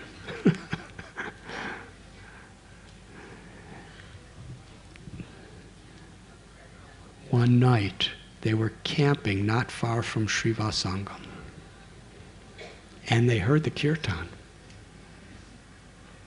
and the mridangas and kartals, and the devotees were chanting, and Jagai and Madai, in their drunken state, they were dancing with the kirtan. So some benefit they got. And one day they saw Nimai going to the Ganga, and they said, "Oh, Nimai, we heard your kirtan. You are worshipping Goddess Durga very nicely." And Nimai wouldn't associate with them. Lord Chaitanya left the most fallen people for Nityananda. And Lord Chaitanya just walked away. And one evening, Nityananda Prabhu was especially searching everywhere for Jagai and Madhai to give them another chance.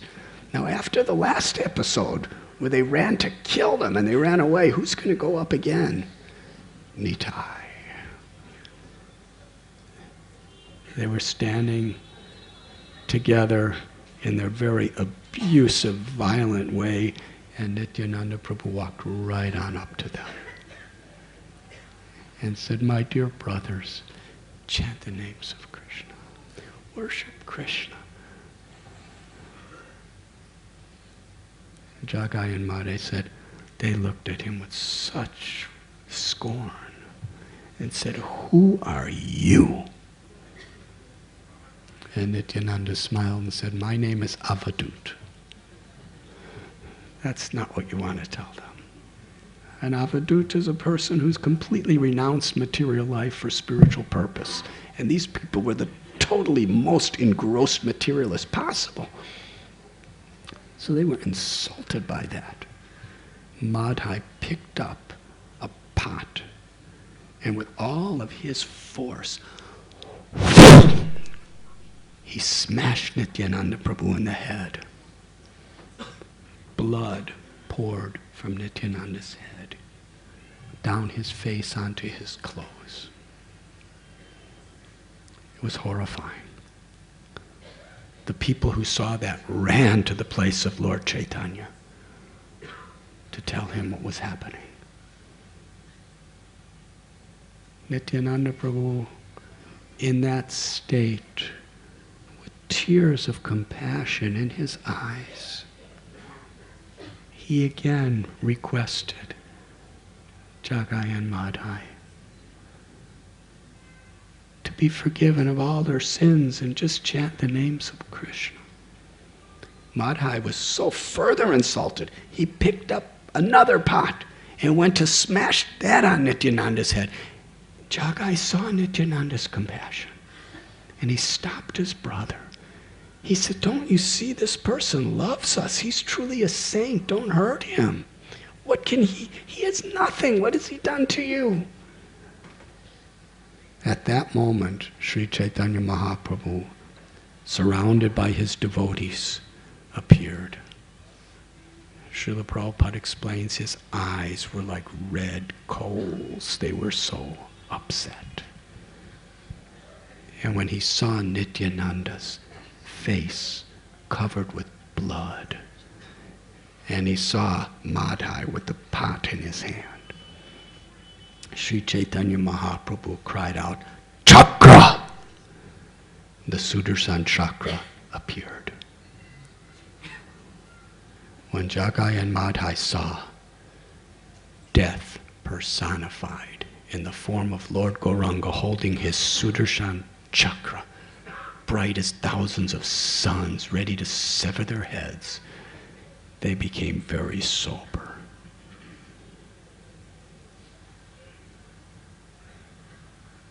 Just as they were about to receive the chakra, Nityananda Prabhu, he held Lord Chaitanya's body with his own hands. He said, "No, don't hurt them. They are mine. Give them to me." He said, Lord Nityananda knew not just what to say. He said, "Actually, Jagai saved my life. He stopped Madhai from hitting me." And as soon as he heard that, Lord Chaitanya became so happy, the chakra disappeared, and Lord Chaitanya embraced Jagai. He said, "You have done service to protect my Nityananda." And when he embraced Jagai, Jagai fell to the ground in ecstasy. And then Lord Chaitanya, when he opened his eyes, Jagai, Lord Chaitanya manifested a four-armed form of Lord Narayan. And then he placed his feet over Jagai's chest. And Jagai, in intimate, loving, devotional service, he pressed with his hands the feet of Lord Chaitanya to his heart and cried in ecstasy and surrendered his life. And because Jagai and Madai, although they were in two bodies, they shared one state of consciousness. When Jagai was delivered with ecstatic love for Krishna, Madai was transformed. And then Lord Chaitanya looked at Madai about to punish him. Madai said, no, no, no. Whatever I did is what Jagai did.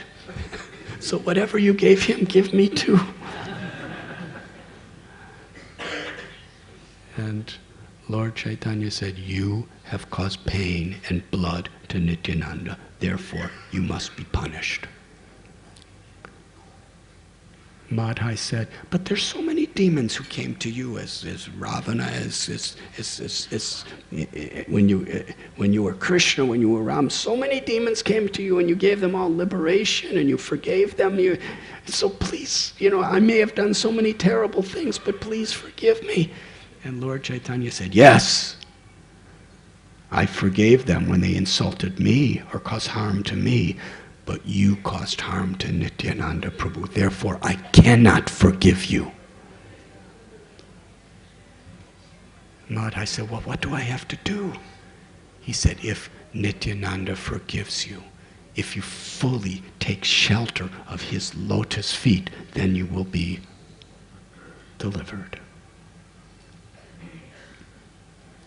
Madhai fell at Nityananda's feet and clasped them and cried and said, please forgive me, please forgive me. And Lord Chaitanya said to Nityananda Prabhu, if you accept him and embrace him, he will be forgiven. Lord Nityananda picked him up. The very person who cursed him and tried to kill him in the most abusive way, Lord Nityananda embraced him and gave him the very love, the Shakti of his own heart he put in Madhai. And then he said, Lord Chaitanya, now he is yours. And Lord Chaitanya looked at Madhai and Jagai and said, because you have been forgiven and received the blessings of Nityananda Prabhu, you are forgiven of all your sins, everything you've ever done. Now, no more sins, no more vices ever again. Associate with devotees and chant the holy names, and I will give you ecstatic love for Krishna. Jagai and Madhai vowed to never perform any type of immoral activity ever again, and to take shelter of the process of bhakti. Then Lord Chaitanya invited them to his house. And they all the associates of Lord Chaitanya with Jagai and Madhai sat around Lord Chaitanya. And then Lord Chaitanya said, never think of Jagai and Madhai in terms of what they have done. Because Nityananda Prabhu has bestowed his mercy upon them. And because they are chanting Krishna's names, living in a spirit of seva, I have taken all of their sins. And I want to show you, so you'll have no doubt. At that moment, Lord Chaitanya's body became deep black in color. And the devotees were very scared. And he said to Advaita, what do you see? And Advaita said, you look like Shamsundar Krishna. And Lord Chaitanya said, chant the holy names. And by your chanting and kirtan, all these sins will go away from me. And wherever anyone, anywhere is offending a Vaishnav, all these sins are going to go into their hearts. Very good lesson. Devotees had a wonderful kirtan. Lord Chaitanya's complexion again became Sri Radha's complexion of molten gold. And Jagai and Madhai in the ecstasy of love, danced among the devotees.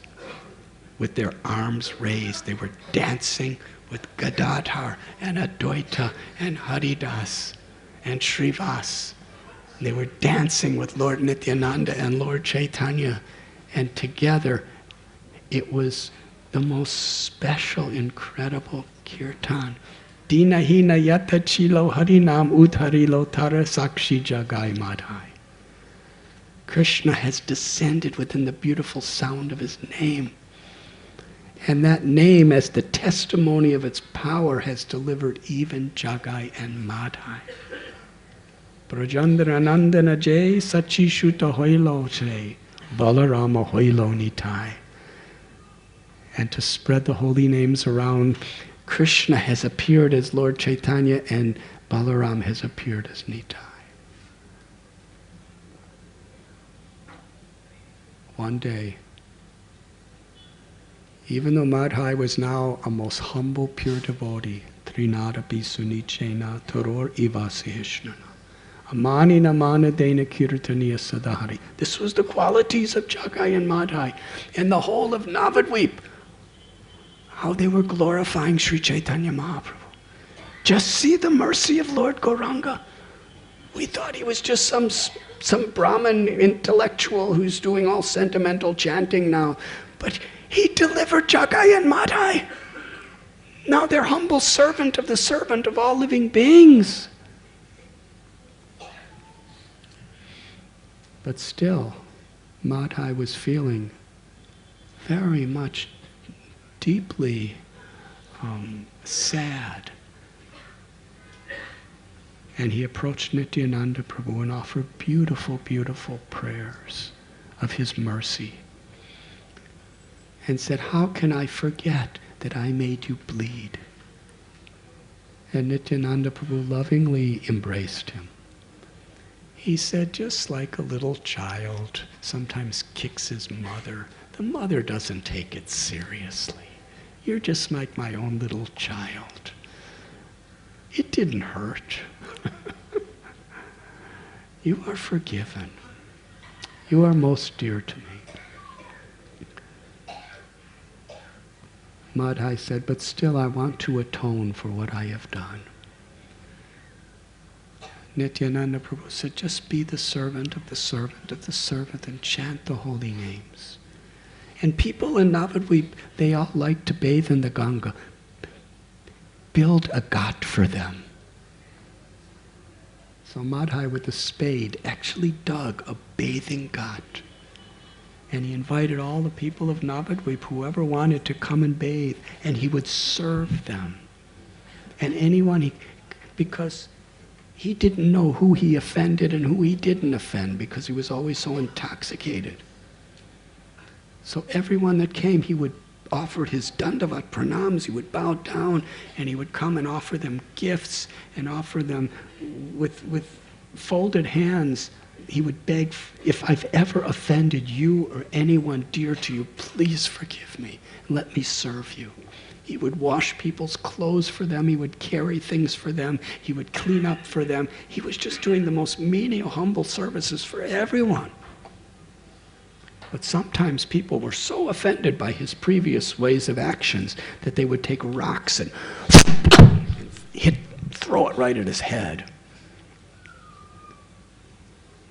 And Madhai would humbly pick up the rock and go up to the person and gently hand it to him. He said, I deserve worse. Please throw it again at me. And then even that person's heart would melt, because Madhai was just so sincere. In this way, Jagai and Madhai became intimate associates of all the Vaishnavas by the mercy of Nityananda Prabhu and Lord Chaitanya Mahaprabhu. So it is time for the Abhishek. In fact, it is past the time of the Abhishek. So I think we have to end here. And actually, from here I'm going to Calcutta, which is one of the favorite places where Nityananda Prabhu would have his pastimes. Just a couple miles from Calcutta's Panihati. We spoke that story at Juhu Radharas Bihari Temple just a couple days ago. But on this day of Nityananda Trayodashi, we have a great opportunity, because this day is like a deity of Nityananda Prabhu himself in the time of the year. These sacred days are like mortis. The Lord personally makes himself present and gives special mercy, special blessings when we observe these days in a spirit of humility, praying for mercy, in a spirit of eagerness to serve Vaishnavas, to be compassionate to other living beings, to hear with enthusiasm these beautiful stories and teachings, to speak them to others, to see the beautiful form of the Lord with gratitude and devotion as he's being bathed, and to take shelter with all our hearts of the holy name. Hare Krishna, Hare Krishna, Krishna Krishna, Hare Hare, Hare Ram, Ram Ram, Hare Hare. Lord, in our prayer, it describes that Lord Nityananda Prabhu's lotus feet are refreshingly cool, like tens and millions of moons. And they shade us from all the scorching miseries of material existence. Let us express our gratitude by chanting 10 million times louder.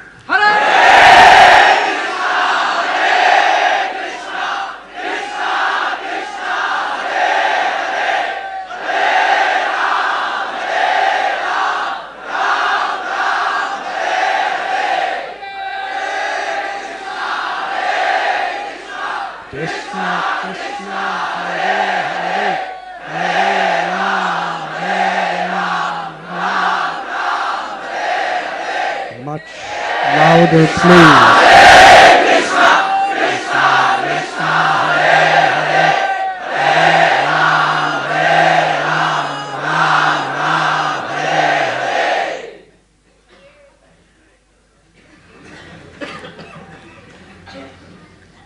Thank you very much.